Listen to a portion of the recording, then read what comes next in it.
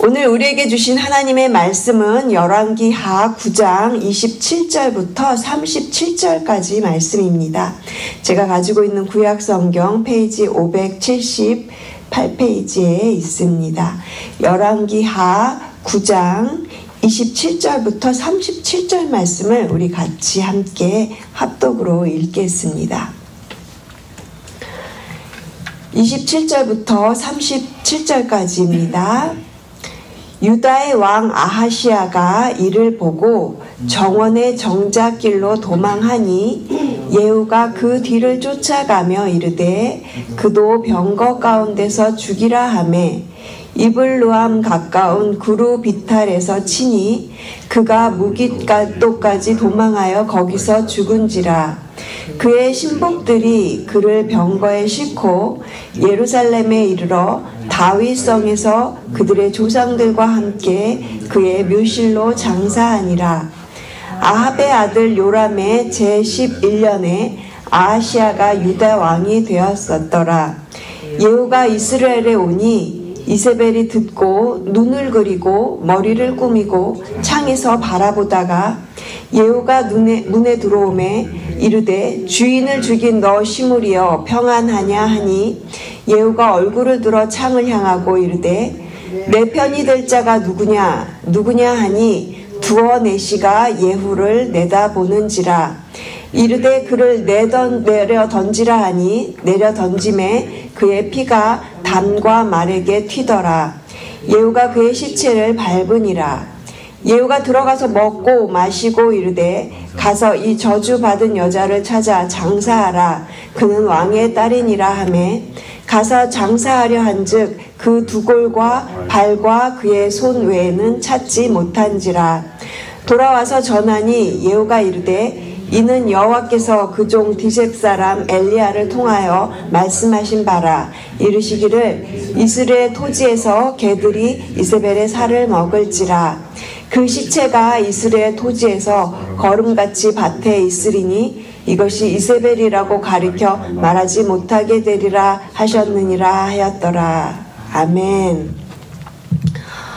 오늘 본문에는 두 사람의 죽음에 관한 내용이 기록되어 있습니다. 한 사람은 남유다의 왕인 아하시야 왕의 죽음을 말하고 있고요. 그리고 또 한 사람은 성경에 나오는 최고의 악녀이죠. 이세벨의 죽음을 말하고 있습니다. 오늘 제목이 예후가 죽인 두 사람인데요. 그래서 저희가 예후가 죽인 두 사람에 대해서 살펴보려고 합니다. 첫 번째로는 아하시야를 살펴보겠습니다. 아하시야는 남유다의 왕이었어요. 유다의 왕이 왜 이렇게 북이스라엘까지 가서 죽게 되었을까? 먼저 한번 족보를 보면 이 요람 왕이 아하시야 왕의 외삼촌이거든요. 그러니까 이 아하시야가 아합의 외손주가 되는 겁니다. 삼촌과 조카 사이인 거죠. 어제 본문에 보니까 요람 왕이 부상을 당했어요. 그런데 아하시야가 병문안을 하러 북이스라엘로 찾아갔던 내용이 어제 본문에 있었습니다. 그런데 하필 그때 예후가 반란을 일으켜서 예후에게 이 삼촌인 요람 왕이 죽임을 당하죠. 이것이 어제 본문의 내용이었어요. 어제 설교 제목이요. 여호와의 말씀대로였습니다. 예후가 이렇게 기름 부음을 받은 후에 북이스라엘의 새로운 왕이 되려고 반란을 일으켰는데 이것은 그냥 반란이 아니고요. 하나님의 말씀대로 이루어진 하나님의 심판이었어요. 그러니까 이 아합 가문을 심판하고자 하시는 하나님의 심판이 말씀대로 이루어지고 있음을 저희가 어제 본문 통해서 살펴보았습니다. 이스라엘의 왕 요람이 예후에게 죽임을 당할 때 그 옆에 이 지금 아하시야 남유다의 왕인 아하시야가 함께 있었어요. 이 아하시야가요 요람이 죽는 것을 보고 이렇게 막 도망을 가는데 예후는 아하시야를 죽이라고 그렇게 명령을 합니다. 그 내용이 오늘 본문부터 시작되는 27절에 나오고 있어요. 그래서 우리 27절 말씀 다시 한번 같이 읽겠습니다. 유다의 왕 아하시야가 이를 보고 정원의 정작길로 도망하니 예후가 그 뒤를 쫓아가며 이르되 그도 병거 가운데서 죽이라 하매 이블로암 가까운 구루 비탈에서 치니 그가 무깃도까지 도망하여 거기서 죽은지라. 어제 요람이 죽었고요. 오늘 본문에서는 아하시야가 죽습니다. 둘 다 모두 아합의 가문이에요. 요람은 아합의 아들이었고요. 그리고 이 아하시야는 아합의 외손주였습니다. 하나님께서 아합을 심판하시겠다고 했던 그 내용 그대로 이 아합 집에 속한 모든 자들이 다 죽임을 당할 것이다 라고 했던 그 하나님의 말씀이 그대로 이루어지고 있는 것입니다. 아하시야는 아합의 외손주여서 심판받아서 이렇게 죽게 되지요. 혈통으로는 다윗의 가문이었기 때문에 아하시야는 이 다윗성의 이 다윗의 묘실에 장사를 지내게 됩니다. 저는 그런 생각을 해봤어요. 만약에 이 아하시야가 자신의 외가가 아닌 자신의 친가인 다윗의 길을 아하시야가 따라서 살았더라면 어쩌면 이 아하시야의 죽음에 대한 성경의 내용이 조금 바뀔 수도 있지 않았을까. 이건 제가 혼자서 한번 그런 생각을 해봤습니다.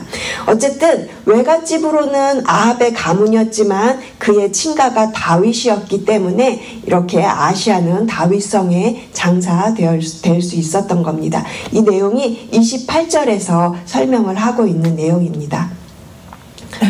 지금까지 저희가 예후가 죽인 이 두 사람 중에 첫 번째로 아하시야의 죽음에 대해서 살펴보았고요. 그리고 이제는 두 번째로 이세벨의 죽음에 대해서 살펴보겠습니다. 우리 함께 30절 말씀, 31절 말씀을 같이 읽겠습니다.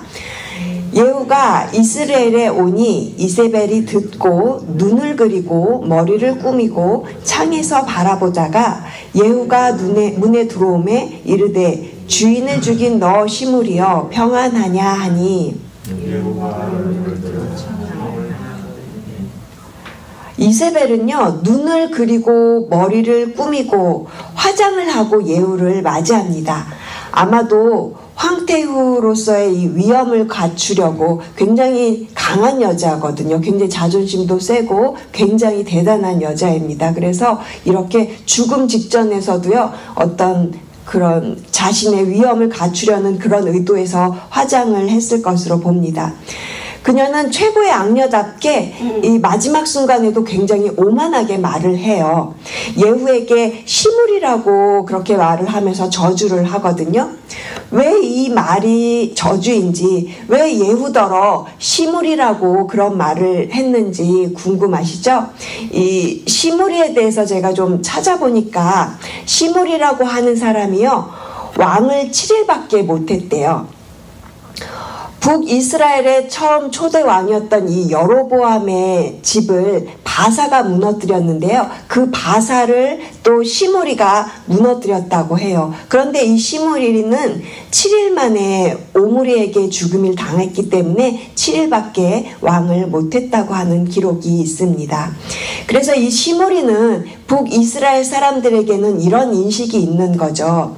자기가 왕이 되기 위해서 자기의 주인이 되는 그 왕을 죽인 반역자다라는 뜻이에요. 그러니까 이세벨이 예후에게 이렇게 말을 하는 거죠. 너는 지금 반역자야. 시므리 같은 너는 반역을 하고 있는 너가 이렇게 왕이 된다고 해도 너도 아마 시므리처럼 며칠 못 가서 죽을 거야 라고 이렇게 예후에 대해서 지금 저주를 하고 있는 말인 것입니다.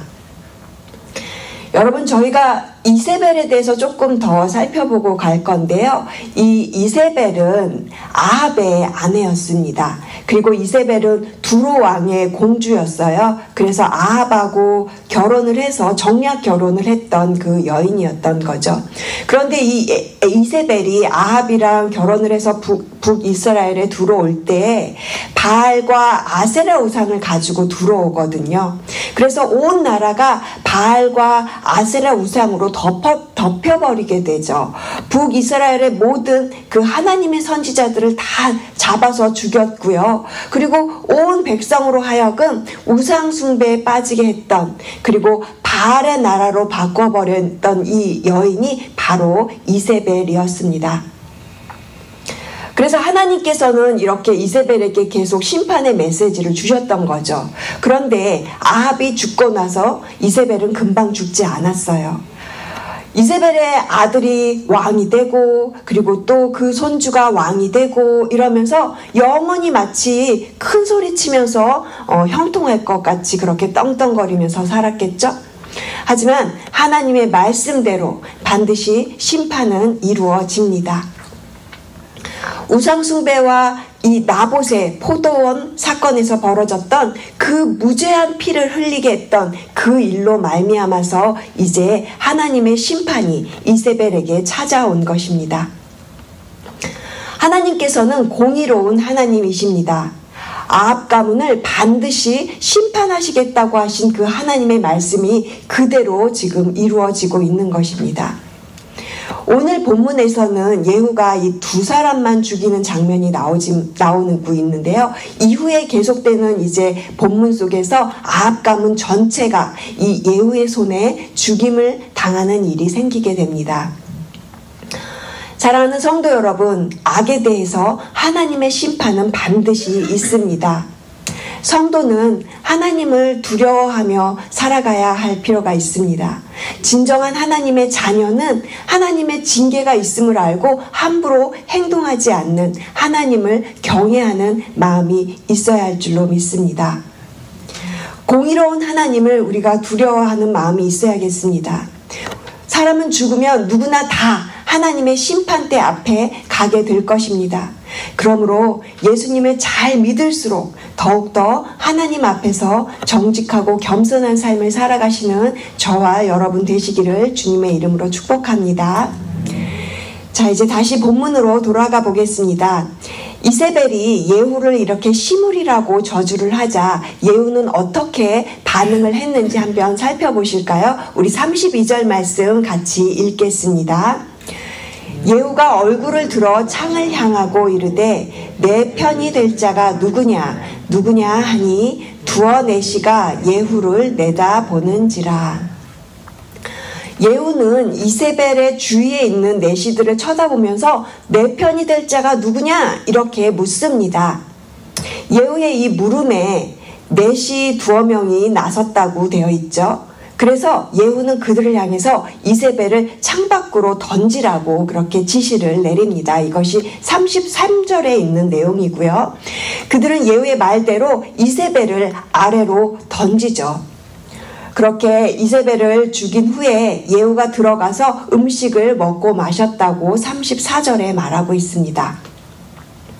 시간이 아마 조금 지났을 거예요. 음식을 이렇게 먹고 마시면서 아마 예후가 그런 생각을 했을 겁니다. 아, 그래도 이세벨이 왕의 딸인데 아무리 하나님의 저주받을 그런 심판받을 대상이었어도 마땅히 왕의 딸로서 그렇게 그 예우를 해줘야 되겠다, 장례를 해줘야 되겠다 이렇게 생각이 들었을 겁니다. 그래서 이 부하들에게 이세벨의 시신을 수습해서 장사를 지내라고 명령을 내리죠. 그런데 부하가 어떻게 대답을 하나요? 우리 함께 35절 말씀, 36절 말씀 같이 읽겠습니다. 가서 장사하려 한즉 그 두골과 발과 그의 손 외에는 찾지 못한지라. 돌아와서 전하니 예후가 이르되 이는 여호와께서 그종 디셉 사람 엘리야를 통하여 말씀하신 바라. 이르시기를 이스라엘 토지에서 개들이 이세벨의 살을 먹을지라. 결국에는요, 여호와께서 엘리야 때 말씀하셨던 그 예언이 그대로 이루어지고 있는 겁니다.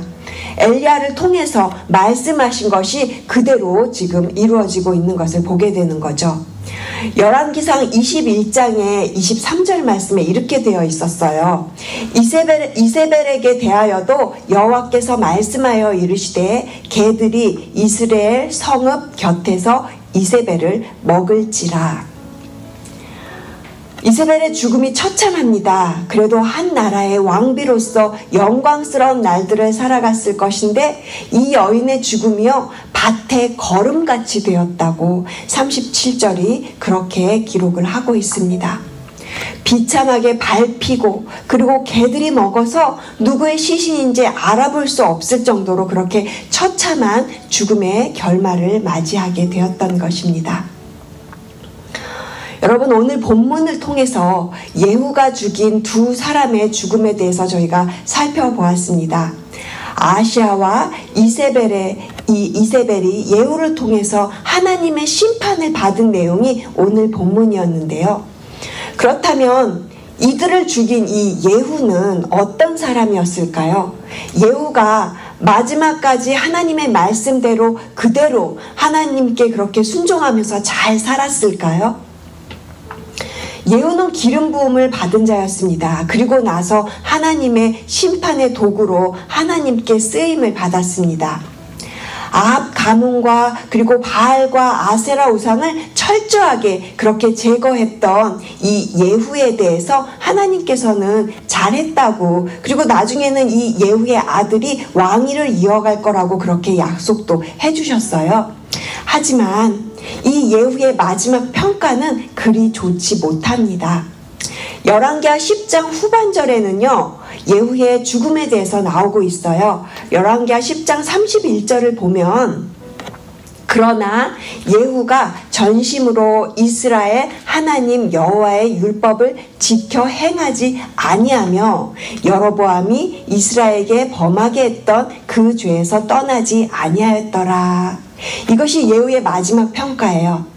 성경이 말하는 이 예후의 마지막은요, 전심으로 하나님의 말씀을 지켜 행하지 않았다고 그렇게 말합니다. 죄에서 떠나지 않았다고 그렇게 예후에 대해서 마지막 평가를 합니다. 여로보암처럼 베델과 단에 세웠던 금송아지를 섬기는 그 죄에서 떠나지 않았다고 그렇게 예후에 대해서 말하고 있어요. 사랑하는 성도 여러분, 우리는 누구나 예후처럼 은혜를 잊어버릴 수 있는 존재입니다. 다윗을 한번 생각해 보세요. 다윗도 많은 죄를 지었습니다. 그렇게 죄를 지었는데도 그가 잘했던 것이 무엇입니까? 전심으로 하나님 앞에 나와서 회개하며 자신의 마음의 그 진정성을 하나님께 고백하며 나갔기 때문에 하나님께서는 다윗을 하나님의 마음에 합한 자라고 그렇게 인정하셨던 것입니다. 우리의 믿음의 모델이 예후가 아닌 다윗이 되기를 소망합니다. 하나님을 향한 우리의 마음과 행동에 진정성이 담겨 있는지 저 자신을 그렇게 살펴보면서 오늘 이 말씀 속에서 여러분 자신의 모습을 비추어 보시면서 죄에 대해서 그렇게 민감하게 반응하고 깨닫게 해달라고, 하나님의 말씀을 철저하게 듣고 행하는 저와 여러분 되시기를 주님의 이름으로 축복합니다. 기도하시겠습니다. 하나님 감사합니다. 은혜를 사모하는 자들이 되게 하여 주시옵소서. 한평생 주님을 사랑하고 주님의 은혜를 사모하면서 살다가 이 땅을 떠나는 모습조차 아름다운 죽음으로 마무리되는 저희들 되기를 소원합니다. 주님 만날 그날을 소망하며 오늘도 말씀 붙잡고 기도로 나아가는 생명의 한날을 살게 도와주시옵소서. 감사드리며 이 모든 말씀 예수 그리스도의 이름으로 기도드렸습니다. 아멘.